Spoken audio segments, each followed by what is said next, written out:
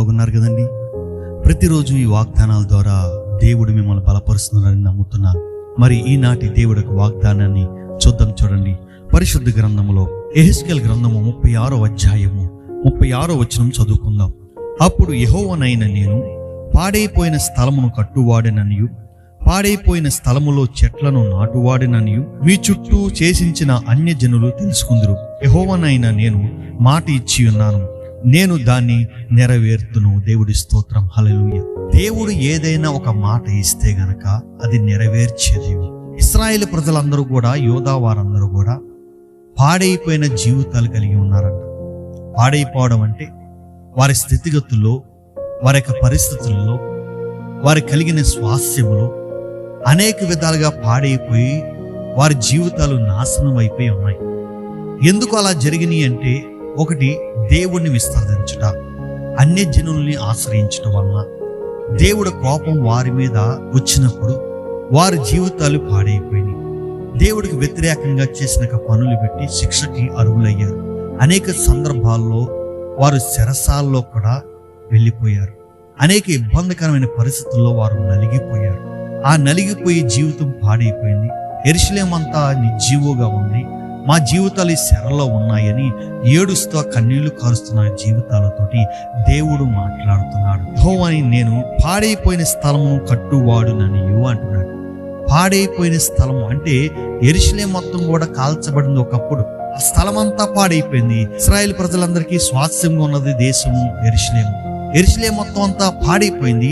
యెరూషలేము మొత్తం కూడా నాశనం అయిపోయింది, కాల్చబడింది. ఆ కాల్చబడినాక ఆ స్థలాన్ని మరలా దేవుడు కడుతున్నాడు, మరలా బాగు చేస్తున్నాడు. అంటే దేవుడు గొప్ప కార్యాలు చేస్తాడు. పాడైపోయిన జీవితాన్ని బాగు చేయవాడని, పాడైపోయిన స్థితిగతులు మార్చగలవాడని, పాడైపోయిన చెట్లు మరలా నాటుతానని దేవుడు సెలవిస్తున్నాడు.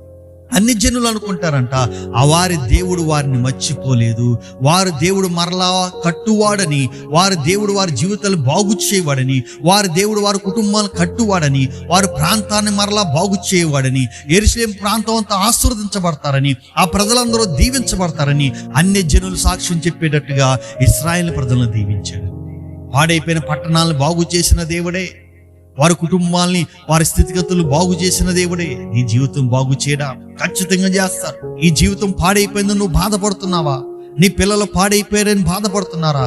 నీ కుటుంబం పాడైపోయిందని బాధపడుతున్నారా? మీ స్థితిగతులు పాడైపోయిందని బాధపడుతున్నారా? నా జీవితం అంతా నాశనం అయిపోయిందని నువ్వు ఏడుస్తున్నావా?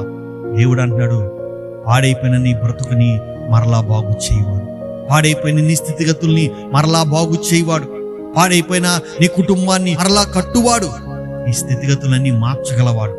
పాడైపోయానని నీ జీవితం నువ్వు దుఃఖిస్తున్నావు కాబట్టి దేవుడు నీ దుఃఖాన్ని చూశాడు, నీ ప్రార్థన ఆలకించాడు. నీ స్థితిగతులు మార్చడానికి, నీ పరిస్థితులు మార్చడానికి ఈ వాగ్దానం ద్వారా దేవుడు నీతో మాట్లాడుతున్నాడు. పాడైపోయిన నీ జీవితాన్ని మరలా బాగు చేయవాడు, కట్టువాడు, నాటువాడు. నీ జీవితాన్ని చూసి ఏ జనులైతే అవమానించారో, ఏ జనుల ముందైతే నిందాస్పదంగా ఉంటివో, ఏ జనుల ముందైతే నువ్వు అపహాసాస్పదంగా ఉంటివో, ఆ జనుల ముందు నిన్ను ఘనపరచబోతున్నాడు. ఆ జనుల ముందు నిన్ను ఉన్నతమైన స్థాయిలో నిలబెట్టగలుగుతాడు. ఈ స్థలంలో ఏ ప్రాంతంలో నువ్వు తృణీకరింపబడ్డావో ఆ స్థలములోనే, ఆ ప్రాంతంలో నిన్ను ఉన్నతమైన సాక్షిగా నిలబెట్టబోతున్నాడు. దేవుడు చేసిన కార్యాలు నువ్వు చూడబోతున్నావు.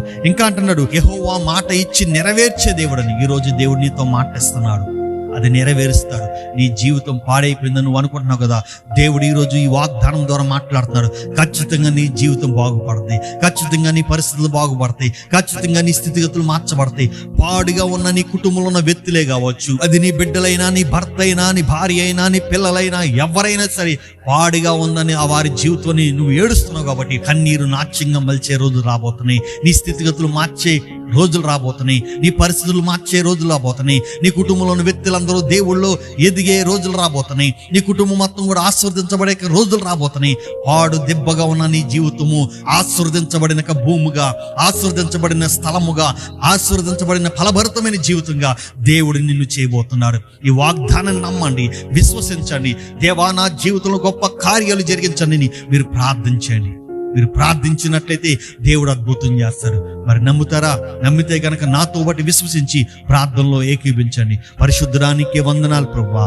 పాడైపోయిన జీవితాలను మరలా కట్టుగల దేవుడు నాయన, బాగు చేయగల దేవుడు అయ్యా, స్థితిగతులు మార్చగల దేవుడు అయ్యా.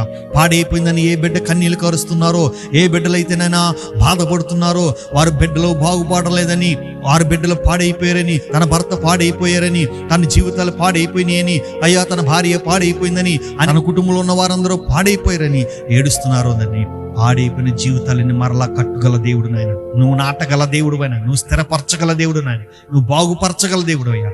ఖచ్చితంగా వారి జీవితాలను బాగు చేసి పాడైపోయిన జీవితాలు ఆనందభరితంగా సంతోషంగా తండ్రి ఉండేటట్టు నువ్వు మాట ఇచ్చిన దేవుడు కాబట్టి మాట ఇచ్చి నెరవేర్చి వారి పట్ల కృప చూపించమని యేసు నామములో అర్చున్నాము తండ్రి, ఆమేన్. ప్రియ సహోదరులారా, ఈ వాగ్దానాన్ని ఎత్తిపెట్టి విశ్వాసంతో ప్రార్థన చేయండి. ఖచ్చితంగా దేవుడు నీ జీవితంలో అద్భుత కార్యాలు జరిగిస్తాడు. పాడైపోయిన మీ జీవితంలో దేవుడు అద్భుత కార్యాలు చేసి బాగుపరుస్తాడు. దేవుడు మిమ్మల్ని దీవిస్తాడు. వాగ్దానం విన్న మీరు మీ మట్టికి కాకానికి ముందు షేర్ చేయండి, సబ్స్క్రైబ్ చేయమని చెప్పండి, లైక్ చేయమని చెప్పండి. దాని ద్వారా దేవుడికి సువార్త ప్రకటించబడుతుంది. దేవుడు మిమ్మల్ని, మీ కుటుంబాలను దేవుడు దీవించును గాక. ఆమేన్.